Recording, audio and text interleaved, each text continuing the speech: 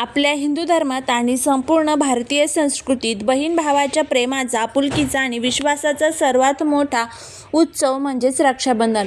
श्रावण महिन्यातील पौर्णिमेला साजरा केला जाणारा हा सण प्रत्येक घराघरात अतिशय उत्साहात आणि आनंदाने साजरा केला जातो. यंदा म्हणजेच 2026च्या रक्षाबंधनाबाबत संपूर्ण महाराष्ट्रात आणि देशात अनेक लोकांच्या मनात विविध शंका, प्रश्न आणि मोठा गोंधळ निर्माण झाला आहे. या गोंधळाचे सर्वात मोठे कारण म्हणजे या दिवशी असणारे चंद्रग्रहण, यासोबतच येणारा राहुकाळ आणि भद्राकाळ. अनेक लोकांचे असे विचारण आहे की यंदा रक्षाबंधन नक्की कधी आहे, 28 ऑगस्ट की 29 ऑगस्ट? रक्षाबंधनाच्या दिवशी चंद्रग्रहण आहे, तर त्याचे सूतक किंवा वेध आपल्याला पाळायचे आहेत की नाही? बहिणीने भावाला राखी बांधताना आणि ओवाळताना कोणती शास्त्रशुद्ध काळजी घेतली पाहिजे? कोणत्या चुका केल्याने आपल्या भावाच्या आयुष्यावर किंवा नात्यावर वाईट परिणाम होऊ शकतो? आणि सर्वात महत्त्वाचा प्रश्न म्हणजे या दिवशी 2 तासाचा जो राहुकाळ आहे, त्या राहुकाळात राखी का बांधू नये? राहुकाळात राखी बांधल्यास त्याचे काय दुष्परिणाम होतात?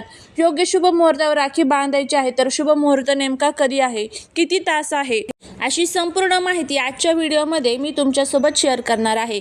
त्यामुळे व्हिडिओ हा कुठे स्किप न करता शेवटपर्यंत पहा.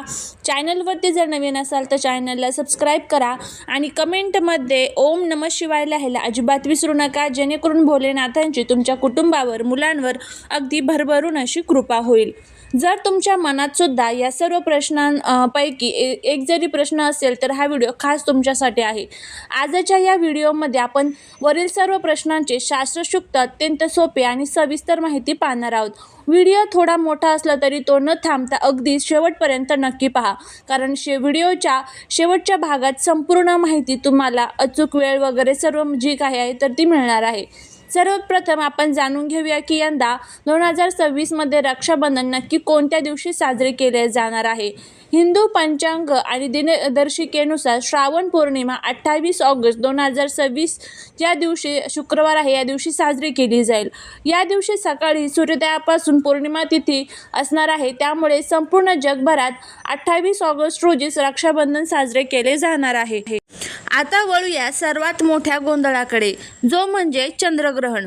सोशल मीडियावर आणि विविध बातम्यांमध्ये तुम्ही ऐकलं असेल की यंदा रक्षाबंधनाला चंद्रग्रहण आहे.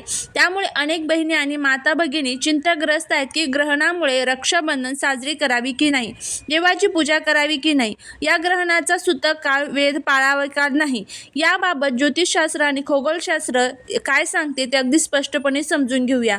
28 ऑगस्ट 2026 रोजी अखेरचे चंद्रग्रहण होणार आहे, परंतु हे चंद्रग्रहण भारतात दृश्यमान नाही. हे चंद्रग्रहण जगातील इतर काही खंडांमध्ये दिसेल, परंतु आपल्या भारत देशाच्या आकाशात ते उघड्या डोळ्यांनी किंवा कोणत्याही माध्यमातून दिसणार नाही. आपल्या धर्मशास्त्रात एक अत्यंत स्पष्ट आणि महत्त्वाचा नियम सांगितलेला आहे, दृश्यम तु गृह्यते न अदृश्यम. याचा अर्थ असा आहे की जे ग्रहण आपल्या देशाच्या भूमीवर दिसत नाही, त्या ग्रहणाचे कोणतेही धार्मिक नियम, वेद किंवा सूतक काळ आपल्या देशात पाळण्याची अजिबात गरज नसते.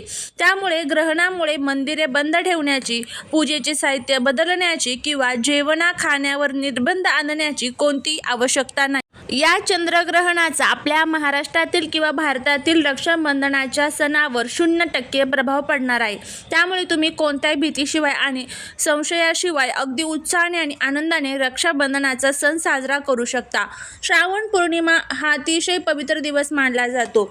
या दिवशी आपण नकळत काही चुका करतो आणि ज्यामुळे पूजेचे पूर्ण फळ आपल्याला मिळत नाही. म्हणूनच रक्षाबंधनाच्या दिवशी कोणत्या गोष्टी आवर्जून कराव्यात आणि कोणत्या गोष्टी कटाक्षाने टाळाव्यात हे समजून घेणे खूप गरजेचे आहे. या दिवशी कोणत्या गोष्टी आवर्जून कराव्यात, ज्यामध्ये पहिली गोष्ट आहे रक्षाबंधनाच्या दिवशी सकाळी सूर्योदयापूर्वी किंवा ब्रह्ममुहूर्तावर उठून पवित्र स्नान करावे. स्नानाच्या पाण्यात थोडे गंगाजल किंवा तुळशीचे पान टाकल्यास अधिक उत्तम. स्नानानंतर स्वच्छ धुतलेले आणि शक्य असल्यास नवीन वस्त्र परिधान करावेत. बहिणीने आपल्या भावाला राखी बांधण्यापूर्वी पूजेच्या ताटातील पहिली राखी घरातील कुलदैवताला, भगवान श्रीकृष्णाला किंवा बाप्पाला अर्पण करावी. यामुळे घरात सकारात्मक ऊर्जा राहते. ओवाळणीच्या ताटात कुंकू, अक्षदा, दिवा, गोड मिठाई, पाणी आणि नारळ आवर्जून ठेवावे.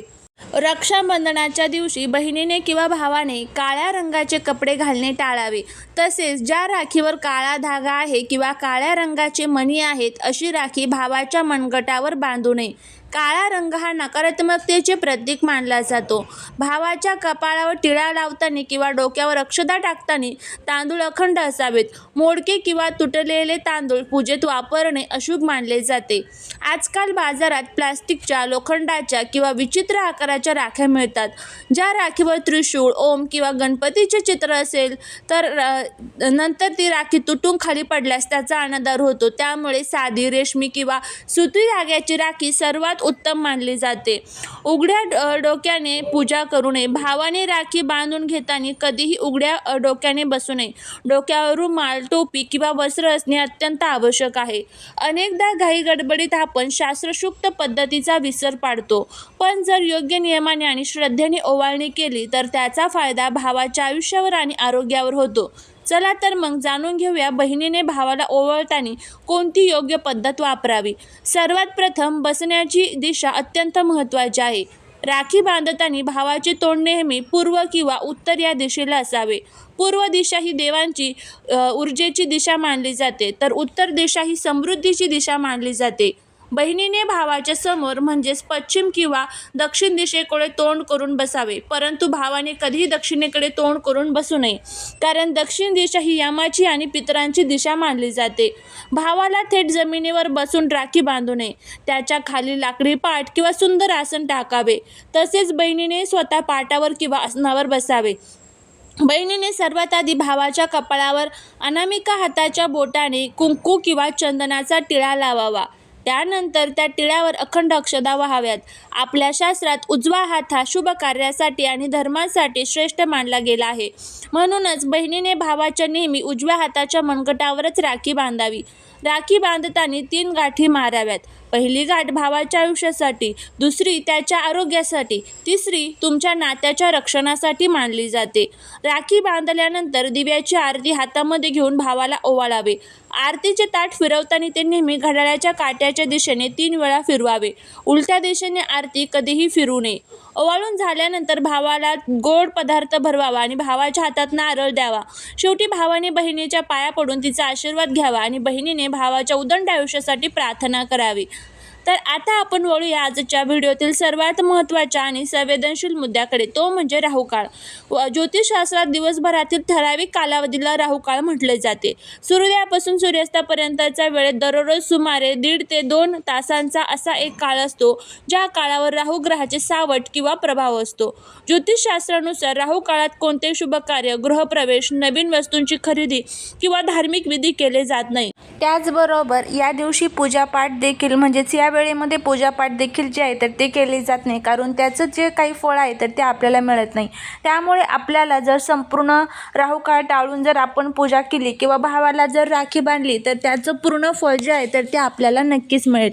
तर यंदाचा म्हणजेच उद्या शुक्रवारचा रक्षाबंधनचा राहुकाळ हा कधी असणार आहे, तर उद्या शुक्रवार असून राहुकाळ हा सकाळी 10:30 वाजल्यापासून ते 12 वाजेपर्यंत संपूर्ण हा 1.5 तासाचा राहुकाळ असणार आहे. आणि ह्या राहुकाळामध्ये तुम्हाला चुकूनही तुमच्या भावाला राखी बांधायची नाही आहे. मग आता राखी बांधण्याचा शुभ मुहूर्त कोणता आहे, तर त्यामध्ये पहिला शुभ मुहूर्त हा सकाळी 6 वाजल्यापासून ते 10 वाजेपर्यंत असणार आहे. त्यानंतर दुसरा शुभ मुहूर्त जो दुपारचा असणार आहे तर तो 12:05 ते 2 वाजेपर्यंत असणार आहे. आणि तिसरा जो शुभ मुहूर्त आहे तर तो संध्याकाळी प्रदोष काळात असणार आहे, जो 6:15 ते 8 वाजेपर्यंत असणार आहे. अशा या 3 शुभ मुहूर्तामध्ये तुम्ही भावाला राखी जी आहे तर ती बांधू शकता. याचं खूप चांगलं फळ जे आहे तर ते तुम्हाला मिळेल आणि तुमच्या भावाला देखील मिळेल. श्री स्वामी समर्थ.